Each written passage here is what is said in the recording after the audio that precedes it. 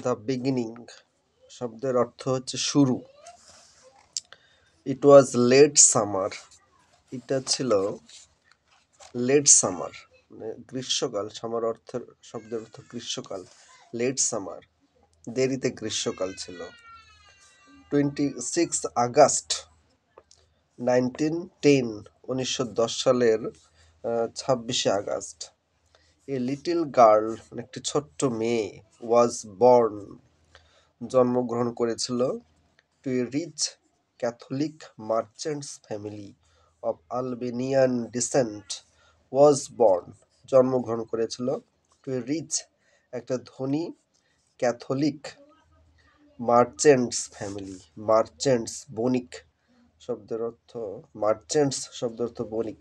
বণিক পরিবারে, একটা ধনী ক্যাথলিক বণিক পরিবারে জন্মগ্রহণ করেছিল, এবং সেটা ছিল আলবেনিয়ান ডিসেন্ট, মানে আলবেনিয়ানদের বংশধর ছিল।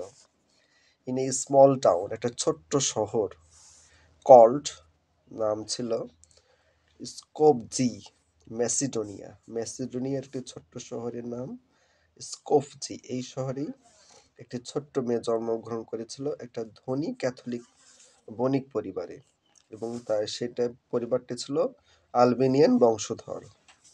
শি ওয়াজ দ্য ইয়াংগেস্ট, সে ছিল ইয়াংগেস্ট, সবচেয়ে ছোট, of the three siblings.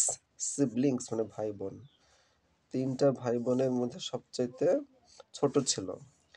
And was named, এবং তার নাম দেওয়া হয়েছিল অ্যাগনেস অক্সোনা বোজাহু, বোজাহিউ, এটা নামটা ছিল। হু কোড ইমাজিন, কে ইমাজিন করতে পেরেছিল, মানে কল্পনা করতে পেরেছিল।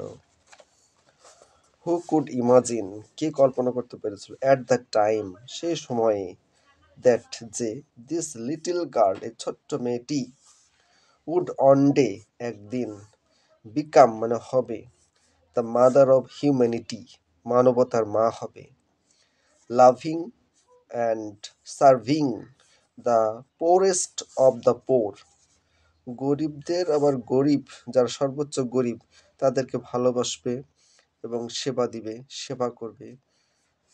এরকম একটা মানবতার মা ছিলেন তিনি। ইয়েস, হ্যাঁ, we are talking about none other than Mother Teresa.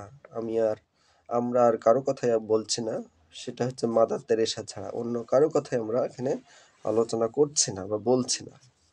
At the age of 12, 12 বছর বয়সে, শি হার্ড এ ভয়েস, একটা কণ্ঠস্বর শুনতে পেয়েছিল, ফ্রম উইদিন, নিজের মধ্যে থেকেই, দ্যাট আর্জড হিম, যেটা তাকে অনুপ্রাণিত করেছিল, টু স্প্রেড, ছড়িয়ে দিতে, দ্য লাভ অফ ক্রাইস্ট, ক্রাইস্টের, যীশু খ্রিস্টের যে ভালোবাসাটা ছড়িয়ে দিতে অনুপ্রাণিত করেছিল। সি ডিসাইডেড, তিনি সিদ্ধান্ত নিয়েছিলেন, that she would be a missionary, তিনি একজন মিশনারি হবেন, স্বপ্নদ্রষ্টা হবেন। অ্যাট দ্য এজ অফ 18, 18 বছর বয়সে, সি লেফট হার প্যারেন্টাল হোম, সে তার প্যারেন্টাল, পিতামাতার বাড়িটা সে ত্যাগ করেছিল 18 বছর বয়সে। সি দেন জয়েন্ট, তারপরে তিনি যোগদান করেছিলেন, an Irish community of nuns, সন্ন্যাসিনীদের একটা আইরিশ সম্প্রদায়ে যোগদান করেছিলেন, কল্ড, তার নাম ছিল, দ্য সিস্টার্স অফ লরেটো, লরিটোর বোনরা, এই সংস্থাতে তিনি যোগদান করেছিলেন। Which had missions in India, যার কিছু মিশন ছিল ইন্ডিয়ায়, ভারতবর্ষে। After a few months of training at the Institute of the Blessed Virgin Mary, এই ব্লেসড ভার্জিন ম্যারির প্রতিষ্ঠানে কিছু মাস ট্রেনিংয়ের পর, ইন ডাবলিনে, আয়ারল্যান্ডের একটি দেশের নাম হচ্ছে Dublin, mother Teresa came to India, mother Teresa ইন্ডিয়ায় এসেছিলেন।